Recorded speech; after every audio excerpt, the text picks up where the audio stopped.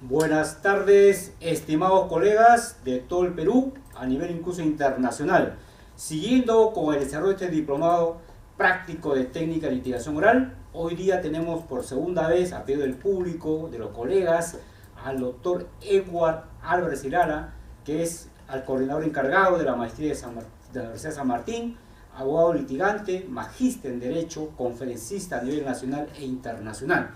Hoy día va a tocar unas técnicas más importantes y difíciles del proceso penal, como es el contrainterrogatorio e incorporación material de la prueba. Va a hablar muy brevemente de algunas técnicas avanzadas que se utilizan en litigación oral, como es el loping, el multiloping, etc. Así que sin más preámbulos, recibimos con un fuerte aplauso al doctor Edward Álvarez Lara. Un aplauso, por favor. Adelante, doctor. Muchísimas gracias. Como siempre, renovando mi agradecimiento al doctor Oscar Peña González por la invitación a participar, ¿no?, en este espacio de discusión jurídica para tratar de aportar algunas nociones, algunos conceptos sobre litigación y en particular las referidas a las técnicas del contraexamen. Ya en una sesión anterior conversaba yo sobre, cuando me tocó desarrollar el tema de la teoría del caso, la importancia que tiene trabajar en el caso concreto de las técnicas de litigación a partir de nuestra realidad. Y hoy nuevamente reitero eso y pongo énfasis porque en los últimos tiempos muchas personas, muchos académicos, que cuando se puso en vigencia el Código Procesal Penal del 2004 y cuando se hablaba especialmente de la fase de juzgamiento, ¿no?, y de las técnicas de litigación, pues empezó a capacitarse en estas, concurriendo a diversos foros académicos en el extranjero, concretamente Colombia, ¿no?, en San Diego, ¿no?, en Chile. Y sin embargo, con el correr de los tiempos, hoy en día muchos cuestionan estas técnicas de litigación, ¿no? Y es que nuevamente se da una mirada reconociendo que respondemos a un modelo eurocontinental y volvemos, ¿no?, a mirar la influencia del derecho español y se comienza a discutir, ¿no?, ya otros temas como la psicología del testimonio, donde se pone énfasis e importancia no en la persona del testigo, sino en el contenido del testimonio. Sin embargo, al ver esta situación, comencé en estos días a revisar algunos textos y reparé en un texto importante del magistrado y profesor César San Martín Castro, su última edición, la segunda edición, sobre su obra Lecciones de Derecho Procesal, y si no me equivoco en la página 578, creo, de esta obra, hay una afirmación muy interesante, y esta afirmación dice que en el contradictorio se pueden formular preguntas sugestivas. Y quiero justamente, a partir de esta afirmación contenida este texto importantísimo, de lectura obligatoria para los que litigan en el ámbito penal y en especial para los procesalistas, quiero resaltar esa afirmación, porque justamente la técnica que vamos a desarrollar hoy día, que es la del contraexamen, tiene como un elemento característico el hacer uso de las denominadas preguntas sugestivas. Entonces es sumamente importante tener en cuenta esto, ¿de acuerdo? Y miren ustedes, siempre partiendo de la realidad peruana y de la experiencia del ejercicio profesional, quisiera empezar poniendo o recogiendo una experiencia que pude advertir en un juicio celebrado en la ciudad de Chiclayo, ¿no? Estaba contraexaminando el abogado defensor y en parte del examen que hacía el abogado defensor a un testigo, no solamente utilizaba preguntas sugestivas, sino que en algún momento de su contraexamen formulaba preguntas abiertas. Y grande fue mi sorpresa cuando escuché de un fiscal decirle: objeción, pregunta abierta, y estamos en un contraexamen. Es decir, para esta persona que objetó, para este fiscal, en un contraexamen solo se pueden formular preguntas sugestivas. Y aquí creo que hay una confusión, porque el que la regla sean las preguntas sugestivas, que lo que es recomendable sean preguntas sugestivas, no significa que el contraexaminar necesariamente tenga que ser de esta manera y yo no pueda formular preguntas abiertas, por ejemplo, para temas introductorios.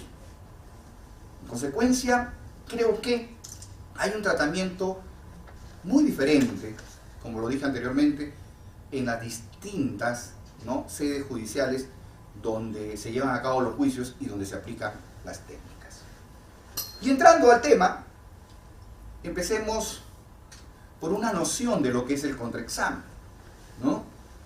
Y así como es de importancia el directo, donde yo voy a examinar a aquella persona respecto de la cual yo sé que va a decir, miren qué importante, en el directo yo examino a alguien respecto de lo que sé que sabe y sé que va a decir. Porque si yo no supiera eso, no lo voy a llevar para que declare en juicio. Pues bien, en el contraexamen, a la inversa, es un procedimiento a través del cual lo que voy a buscar es, ¿no?, atacar la credibilidad del testigo y la veracidad de su testimonio. Es decir, lo que vamos a poner a prueba en el contraexamen no es otra cosa más que la credibilidad del testigo y la veracidad de su testimonio. Y ahí donde radica esto. Y miren ustedes cómo el contraexamen, justamente el ejercicio de esta técnica de litigación, lo que hace efectivo no es otra cosa más que el principio procesal de la contradicción. El principio de contradicción, uno de los aspectos más importantes de lo que constituye el debido proceso. Entonces, creo que es importante tener en cuenta, repito, que este contraexamen me va a permitir dos cosas: atacar la credibilidad del testigo, del experto, y por otro lado, la veracidad de su testimonio. Pongo énfasis en eso porque más adelante volveré a ello. Y quisiera empezar viendo algunas recomendaciones, algunas características de este contraexamen. Y quisiera utilizar una frase que dice: muchos contraexámenes son más suicidas que homicidas. Repito esta frase: muchos contraexámenes son más suicidas que homicidas. ¿Y por qué esta afirmación? Esta afirmación guarda relación con una primera recomendación, la más importante quizás. ¿Y a qué me refiero cuando digo una recomendación quizás la más importante? Es aquella que significa tomar la decisión si es que voy a contraexaminar o no. Es decir, yo no pongo en tela de juicio la importancia de contraexaminar a un testigo o a un experto, pero creo que la decisión más responsable, la decisión más madura de un profesional y que va a evidenciar su expertise, su experiencia, podría resultar siendo el de tomar la decisión de no contraexaminar. Creo que eso es fundamental. Y esa es la primera recomendación y es lo primero que tenemos que evaluar cuando realizamos un contraexamen. Y miren, le voy a poner un ejemplo sencillo. Pongámonos el caso de un homicidio que está siendo juzgado. Y es frecuente que la Fiscalía proponga como testigo, ¿no?, a la madre de la víctima. Obvio, el pariente, la persona más cercana. Entenderán ustedes que están poniendo a declarar a una persona que ha perdido un hijo, ¿no?, que ha enfrentado con mucho dolor la pérdida de ese hijo. Entonces, la pregunta es, ¿será recomendable?